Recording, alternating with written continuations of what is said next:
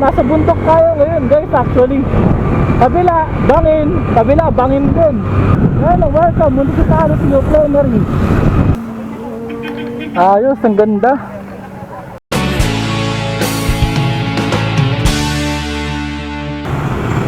What's up guys, J-Travel. Ito yung part ng vlog natin na papunta tayo ng Fantasy World. Hindi ko alam kung papadaanin tayo dyan o ano, kasi meron checkpoint to. Welcome to Nasugbu. Pero good thing, di naman tayo dadaan dyan sa Nasugbu guys. Dito na tayo liliko. Makakaliwa na tayo dito. Bawal pala pumunta kapag papunta ka ng Batangas. Ayan guys, meron checkpoint sa Nasugbu. Ang checkpoint dito sa arko ng Nasugbu papuntang Batangas. Nasugbu sa bagay, Batangas nga naman na yun. Ang dami ko rin na nakakasabay na nakamotor dito. Malamang dun din punta nila. Kung hindi nyo pa nga pala guys napapanood yung part na ang ride ko sa Tagaytay, i-click nyo lang yung link sa description. Ilalagay ko yung link sa description, panoorin nyo rin.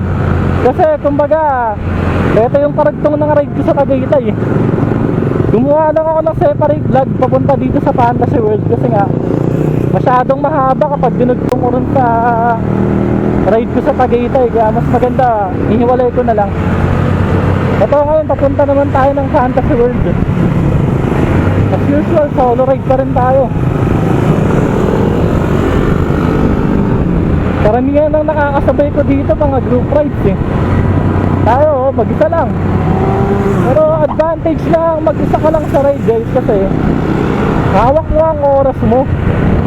Kumbaga wala kang iintindihan, baka may mabad trip pag mabagal ka o kung pahinto-hinto ka, diba?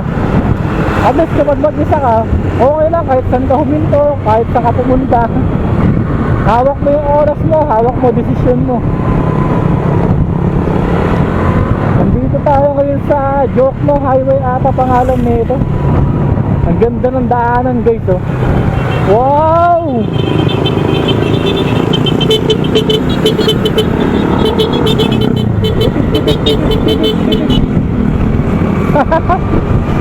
Ang daming riders.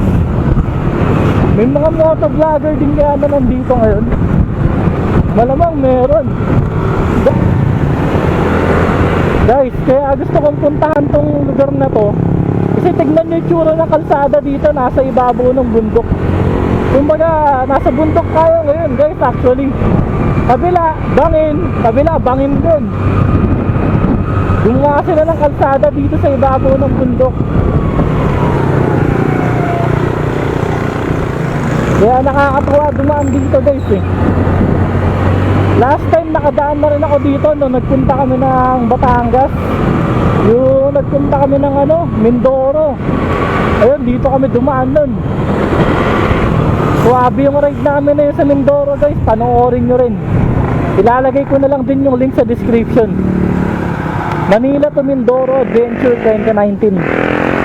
Actually kakaisang taon pa lang ng ride namin na yun eh. So tara, game. So guys, ang ganda ng view dito. Pag ganda yung lugar, masarap pag slow ride lang. Tapos alam mo yan, mahamas talaga lang. Ang ganda pa ng daanan no. Woohoo! Sarap! Sayang wala tayong tropang kasama. Pero okay lang. Fantasy World. Hindi ko pa nakikita yun sa personal guys eh. Pero sa mga vlogs saka sa mga pictures nakita ko na siya. Ito parang ang ganda mag picture dito. Mamaya na lang tayo magpicturean pagbalik. Oh, teka nga, parang gusto ko mag-picture. Ang ganda ng view guys oh. Grabe. Medyo malapit-lapit na tayo guys, kaya tuloy-tuloy na natin. Siguro mamaya na tayo mag-picturean kapag pabalik. Sarap talaga dito sa park na to.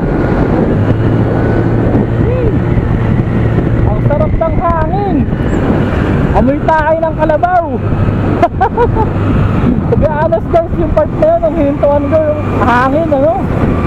May tayo ng kalabaw talaga, shit. Ewan ko ba't yun eh.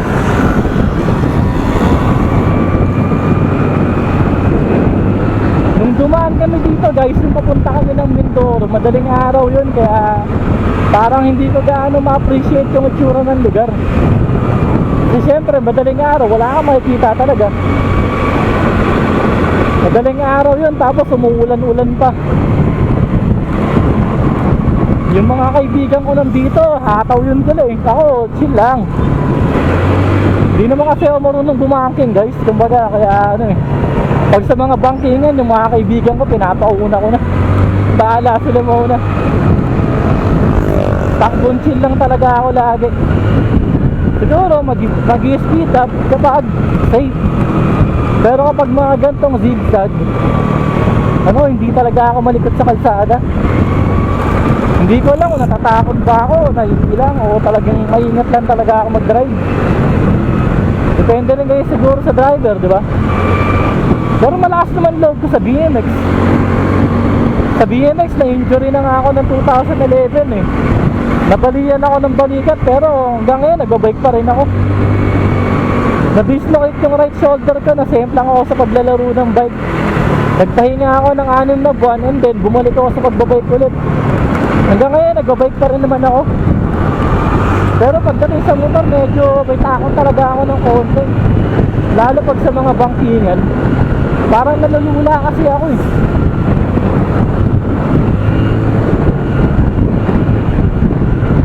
Presko dito. Ang sarap. Parang mas masarap kung may angkas kang girlfriend na kagaya niya, no? Sana all! Guys, nagpalit lang ako ng battery. Salita ako ng salita kanina, hindi ko napansin, lobat na pala yung camera ko. Sayang yung mga sinabi ko ah. By the way guys, malapit na tayo. Eto na tayo, tapos ayun na yung Fantasy World. Konti na lang. So game na ulit. Op. Sabihin lang ako saglit eh, guys, sobrang ang init ngayon. Wow, ABB. Sana all, naka ABB. Yun, nakasabay din tayo sa agos ng mga nagmumotor. Malapit na tayo guys, konti na lang. Makikita na natin ang Fantasy World. Konting tiga na lang ng silinyador. Ang sarap ng daanan talaga dito. Woohoo! Eto guys, papasok na tayo ng Lemery. Lemery, Batangas naman, diba? Yan, welcome, Municipality of Lemery.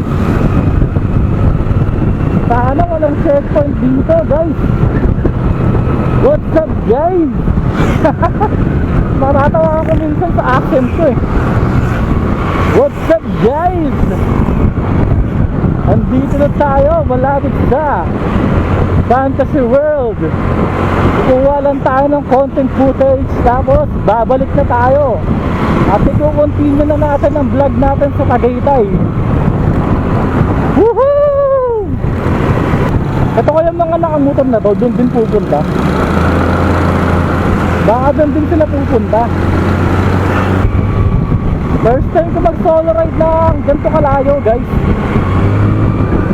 Pero may ride na ba? Oo, wala pa. First time ko nga ito mag solo ride ng ganito kalayo. First time mag solo ride na ako lang mag-isa. Kaya nga solo ride kasi mag-isa lang eh. Oh, parang dito na yun. Ang dami nakahinto eh. Guys, nandito na nga tayo sa Fantasy World. Ayos, ayan yung castle oh. Oo, di ba? Pwede kaya tayo makalapit dun. Susubukan natin guys. First time ko makapunta dito.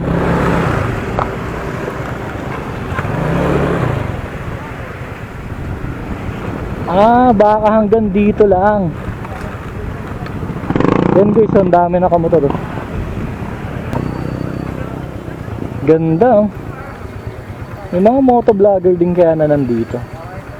In 400 Oh, sarado siya guys oh. Ano to eh? May controversial dati dito eh. Masarap siguro sana kung bukas yan no. Picture natin.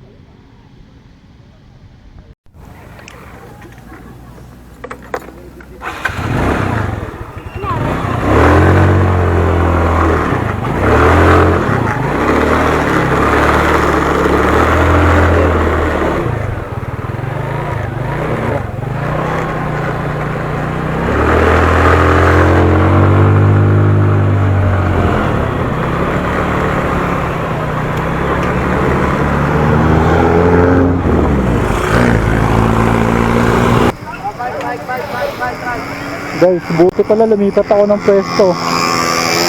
Umabante ako ng konti. Ito mas maganda pala yung view dito. Ayan, kitang kita yung castle oh. Ang daming mga nakamotor dito. Diba? Ang ganda pala dito. Ngayon ko lang nakita to eh. Sa personal nakikita ako na to sa mga vlogs, pero sa personal ngayon ko pa lang siya napuntahan. Ganda oh.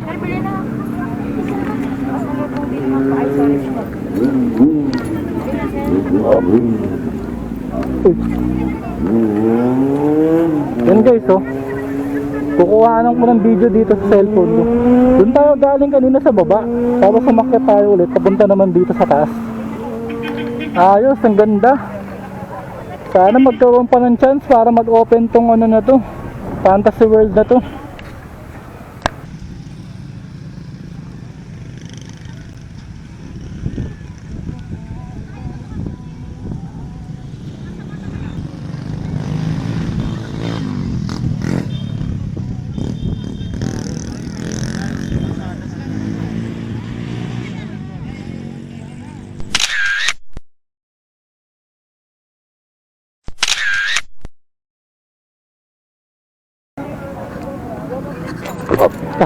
Alright guys, tapos na tayo kumukuha ng footage dito sa Fantasy World. Babalik na ako sa motor ko, tapos babalik na rin ako ng Tagaytay ulit.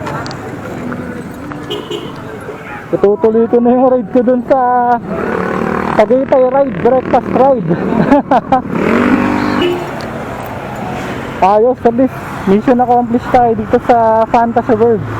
Sulit yung punta kasi maganda pala talaga siya. Amusement park yan guys eh, na nagsara.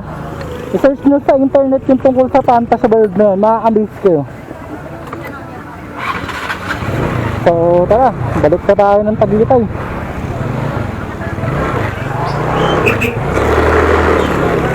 Bye Fantasy World! See you soon!